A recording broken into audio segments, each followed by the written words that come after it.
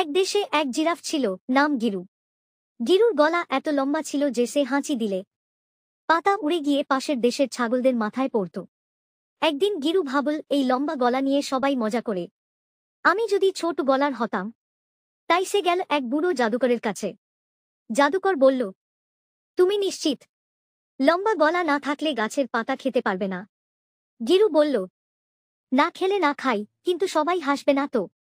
জাদুকর বলল, ঠিক আছে, আর ছটাক করে জিরাফের গলা ছোট করে দিল। এবার কি হলো জানো? গিরু যখন গাছের নিচে দাঁড়িয়ে পাতা খেতে গেল, তখন এক ছাগল এসে সব পাতা খেয়ে ফেলল। গিরু চেঁচিয়ে বলল, এই, ওটা আমার খাবার। ছাগল হেসে বলল, তুই এখন আমার লেভেলের ভাই।